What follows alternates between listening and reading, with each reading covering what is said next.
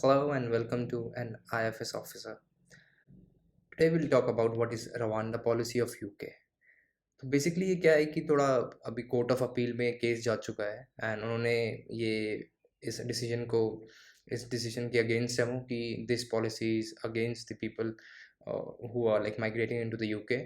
तो ऋषि सुनक ने कहा है कि will talk to the court and will listen to them कि उनकी क्या अप्रीहेंशंस हैं इसके ऊपर। So he is not happy with the court's order, that's for sure.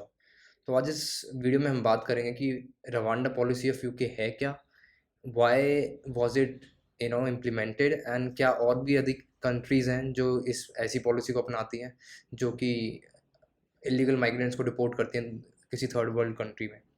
तो आज इसके बारे में बात करेंगे। So let's get started. But हम स्टार्ट करेंगे बिल्कुल बेसिक से, स्टार्ट कहाँ से हुआ। ठीक है, तो उसके लिए हम जाते हैं मैप पे।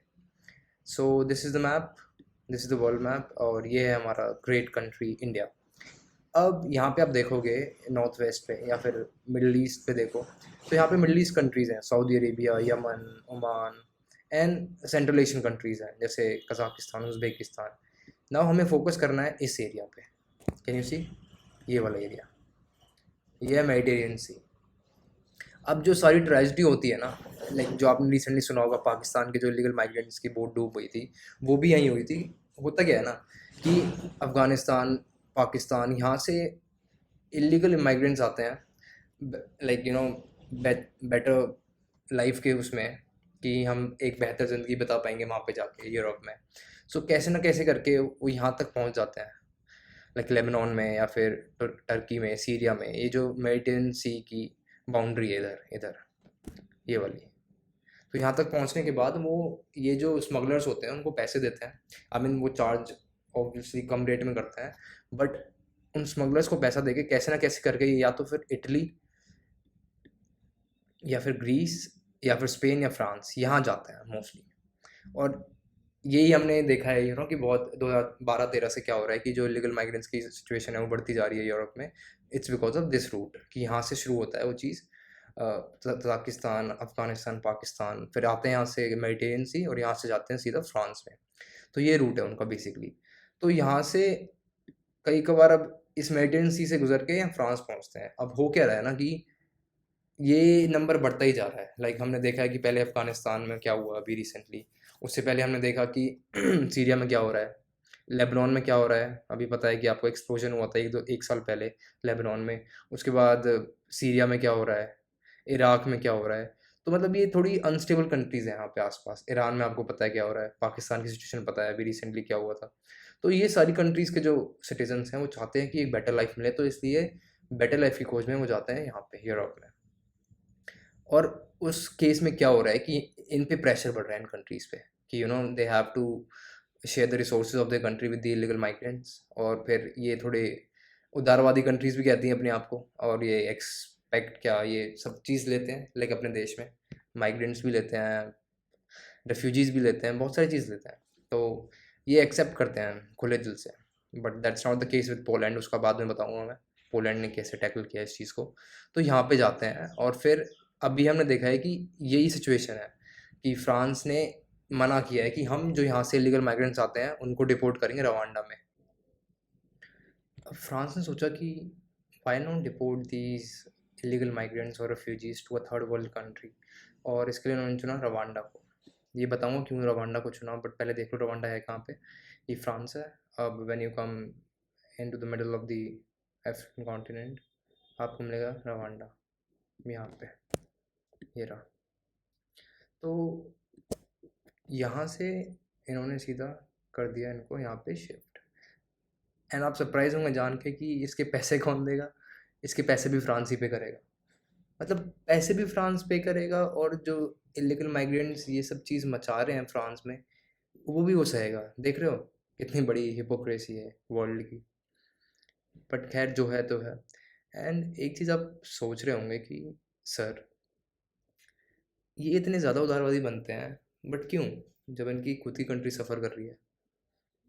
एक्चुअली मैं भी ये सोचता हूँ कि इतने उदारवादी बनने का क्या फ़ायदा हुआ उनको। क्योंकि एक फेमस कोट है कि if giving leaves you feeling empty, if giving leaves you feeling empty, you are giving too much to the wrong person.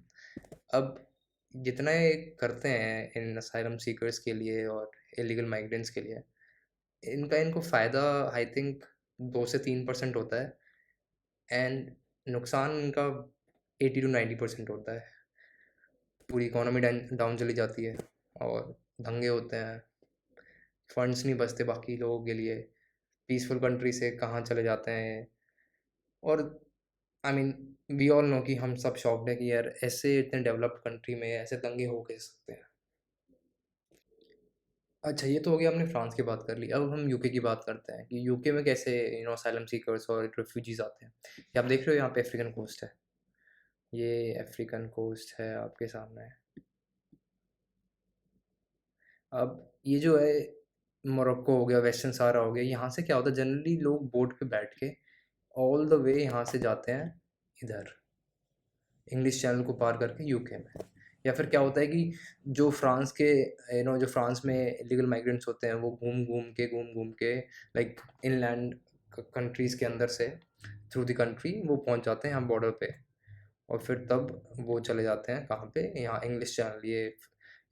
ये क्या है, हमारा इंग्लिश चैनल, फ्रांस और इसके बीच में, इंग्लैंड के बीच में। तो वे like they cross the English channel and they land up in UK. तो इसी चीज़ को काउंटर करने के लिए यूके ने ये प्लान चार्ट आउट किया है, क्योंकि हम आजकल देख रहे हैं कि पूरे यूरोप में ये चीज़ बहुत कॉमन है।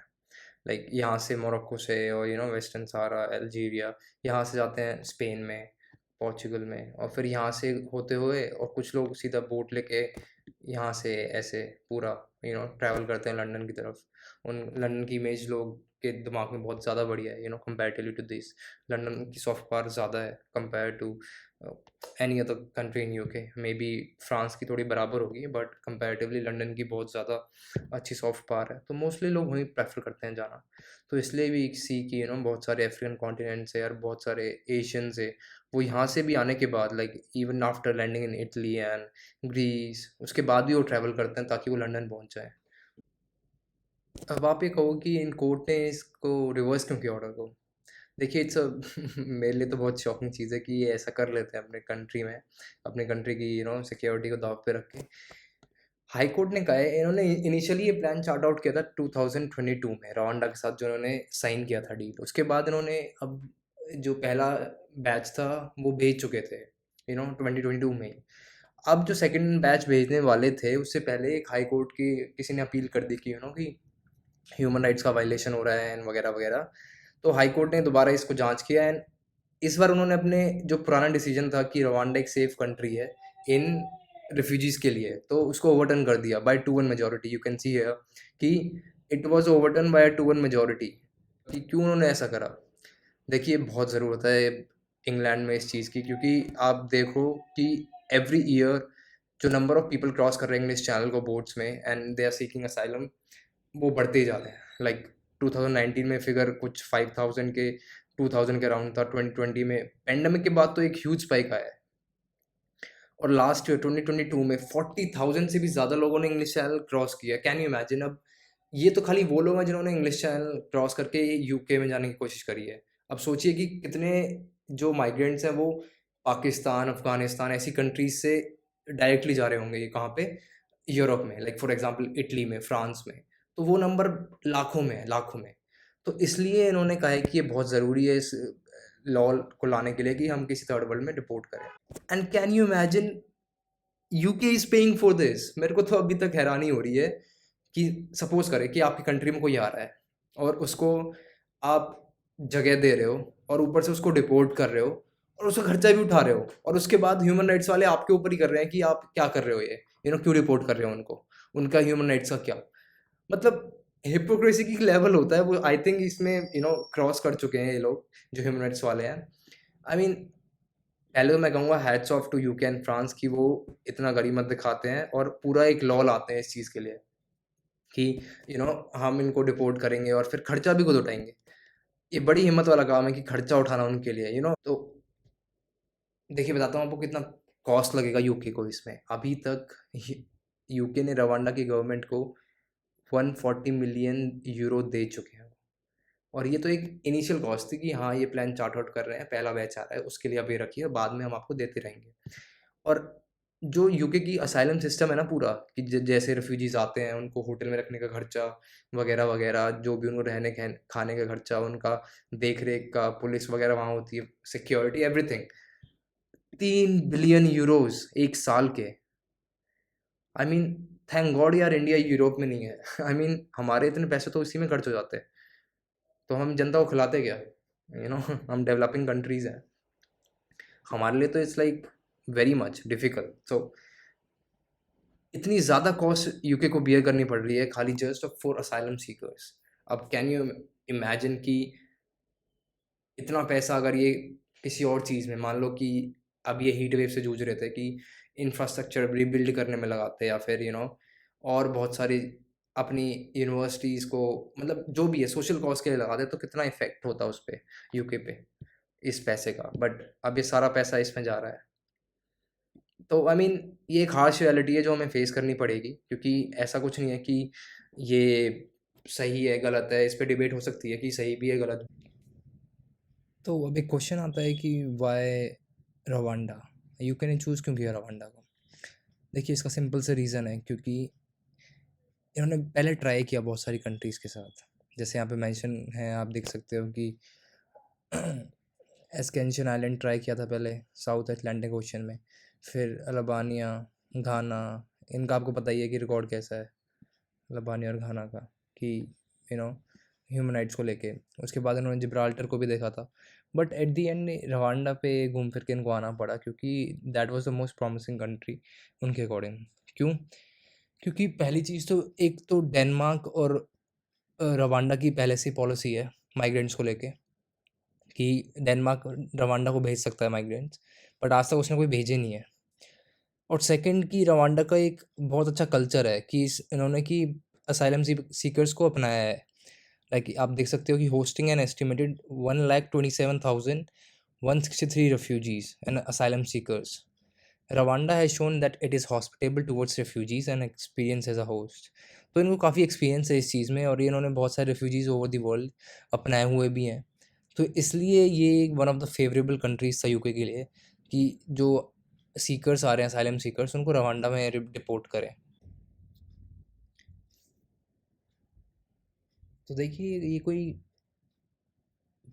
पर्टिकुलर कंट्री की प्रॉब्लम नहीं है, ना तो ये यूके की प्रॉब्लम है, ना ये फ्रांस की। इट्स मोर और लेस अबाउट होल यूरोप। पूरे यूरोप में हम देखते हैं कि एक ऐसी वेव आती है कभी ना कभी हर 2-3 साल में। और आई मीन छोटे मोटे वो चीज़ें चलते रहते हैं। आई मीन लाइक कभी कुछ माइग्रेंट्स यूरोप की तरफ भाग रहे हैं, वो तो हमेशा चलता रहता है। बट वेरी लार्ज नंबर में जो माइग्रेंट्स माइग्रेट करते हैं, ये हर 3-4 साल में कभी ना कभी आपको न्यूज़ आती है कि ये बोट पलट गई मेडिटेरियन सी में, कभी कुछ हो गया। तो ये सिलसिला चलता आ रहा है। बट पोलैंड एक ऐसी कंट्री है जिसने इसको टैकल करने के लिए बहुत पहले से ही सोच लिया था। तो इनका प्लान था कि we will not allow anyone into our borders. We will not around, जो भी माइग्रेंट्स हैं हमारे कंट्रीज़ में आ रहे हैं, हम उनको अलाउ ही नहीं करेंगे। क्योंकि उस पे पहले फोर्स, पोलैंड को पहले कहा गया था कि हम रिलोकेट करेंगे कुछ माइग्रेंट्स को, और पोलैंड को कुछ माइग्रेंट्स लेने पड़ेंगे।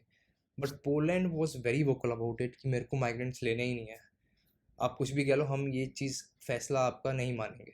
तो like Poland has been very vocal, और दैट्स वाई उनके जो प्रधानमंत्री हैं, जो उनके वहाँ के पीएम हैं, वो ये वीडियो शेयर करते हुए बता रहे हैं कि हाउ पीसफुल और how good Poland is compare to France. Because Poland ने वो गलती नहीं करी जो फ्रांस ने करी, जो वहाँ के असाइलम सीकर्स हैं और जो माइग्रेंट्स हैं उनको लेने की। तो ये वीडियो उस बारे में उन्होंने शो करी है, देखो डिफरेंस दिखा रही है कि हाउ फ्रांस में दंगे हो रहे हैं, वेयर एज वो कितनी पीसफुल कंट्री है पोलैंड। एंड देखिए, ये कोई खाली फ्रांस नहीं कर रही है कि पैसे दे के दूसरी थर्ड कंट्रीज़ में असाइलम सीकर्स को भेजना। ये बहुत सारी कंट्रीज़ कर रही हैं। Probably you can say the whole western countries are doing this, like along with Australia. I mean उसको भी वेस्टर्न में काउंट करते हैं, because so majority of the developed countries are doing this, क्योंकि उनको उनके ऊपर ही बर्डन आ चुका है। नो डाउट कि वो उदारवादी हैं, और ह्यूमन राइट्स की वहाँ कंट्रीज़ में बहुत रिस्पेक्ट है वगैरह वगैरह। डिस्पाइट दैट, अब जो उनकी जो सरकारें आ रही हैं, उन पे बहुत ज़्यादा प्रेशर बन चुका है, कि क्योंकि एक तो पेंडेमिक के बाद यू सीइंग कि इन्फ्लेशन बहुत ज़्यादा हाई हो रहा है, तो उनके पास फंड्स नहीं है अपनी देश की जनता के लिए ही, तो कहाँ से वो असाइलम सीकर्स के लिए अरेंज करेंगे बाकी चीज़ें, फैसिलिटीज़। तो इस चीज़ से क्या करते हैं कि वो and obviously one of the biggest reason is कि यूरोप में जब भी आप दंगे देखते हो तो उसमें कोई ना कोई इलीगल माइग्रेंट या फिर असाइलम सीकर इन्वॉल्व होता है। तो उनको समझ में आ गया है कि जो उनकी पॉलिसी थी कि पुरानी उदारवादी वाली लोगों को एक्सेप्ट करने वाली, वो ठीक थी, बट ये जो लोग आते हैं असाइलम सीकर्स होते हैं, ये घुल मिल नहीं पाते उनके कल्चर में। तो उन्होंने प्लान चार्ट आउट किया है कि हम अगर वो घुल नहीं पाते तो उनको हम डिपोर्ट करेंगे। तो ऐसे मेजॉरिटी ऑफ द कंट्रीज़ करती हैं। अभी मैं आपको लिस्ट दिखाता हूँ कौन कौन सी कंट्रीज़ हैं जो ऐसा करती हैं। लाइक यूएस, मेक्सिको को पता ही है, अब मेक्सिको से इलीगल माइग्रेंट्स घुसते हैं यूएस में फॉर अ बेटर लाइफ। तो उन्होंने भी एक कंट्री है ग्वाटेमाला, उसमें अपना थर्ड कंट्री सेफ एग्रीमेंट करा है, तो उस पर डिपोर्ट करेंगे वो। Australia, I tell you, Australia is one of the strictest country in terms of this migration policy. वो बिल्कुल एक्सेप्ट नहीं करते कोई भी लीगल माइग्रेंट आता है, वो सीधा रिपोर्ट करते हैं उसको पपुआ न्यू गिनी में या फिर नोरू में। लाइक ये दोनों पैसिफिक ओशंस पे कंट्रीज़ हैं, तो यहाँ रिपोर्ट करते हैं उनको वो बिल्कुल। Australia has the one of the toughest laws against this. तो आई मीन सी, इसका आउटकम ये है इंडिया के लिए, गिवन दैट कि हम पूरे वर्ल्ड में देख रहे हैं कि there has been a wave of asylum seekers going here and there, like to have a good life, to have a good peace of mind. But क्या हो रहा है ना कि जब भी वो उस कंट्री में जाते हैं वो उस कल्चर में घुल नहीं मिल नहीं पाते। एंड उसकी वजह से क्या होता है कि एट दी एंड सफ़र करती है वो कंट्री जिसने उस असलम सीकर को जगह दी थी। तो इससे एक नेगेटिव ट्रेंड सेट हो रहा है। यू नो इंडिया में भी सेम चीज़ है। लाइक व्हेन यू सी कि हम क्यों मना करते हैं, बांग्लादेश से हमारे यहाँ पे रेफ्यूजीज़ आ रहे हैं, जो रोहिंग्याज आ रहे हैं, क्यों नहीं आने चाहिए। यही सब रीज़न है कि India is very hesitant in taking all the refugees that is coming from all over across south east Asia. कभी म्यांमार से आते हैं, कभी बांग्लादेश से आते हैं। तो एंड लाइक अभी तो पाकिस्तान में टर्मोइल शुरू नहीं हुआ है। मे बी क्या पता कि पाकिस्तान से भी जो लाइक हिंदूज़ हैं और बाकी जो माइनॉरिटी ग्रुप्स हैं वो आएँ बाद में। क्योंकि सी, ये एक बहुत बड़ा सिक्योरिटी थ्रेट है एक भी किसी भी कंट्री के लिए, कि आप एक्सेप्ट तो कर रहे हो माइग्रेंट्स को, बट क्या आपकी कंट्री सेफ़ है उसको एक्सेप्ट करने के बाद? तो ये क्वेश्चन उनको ज़रूर सोचना चाहिए before accepting anyone. And that's why India is very reluctant कि हमें कोई भी रेफ्यूजी या असाइलम सीकर नहीं चाहिए, क्योंकि सबसे बड़ा रिस्क यही होता है, security is compromised when you take asylum seeker. तो इसी नोट पे वीडियो ख़त्म करते हैं। And stay safe and stay healthy. जय हिंद।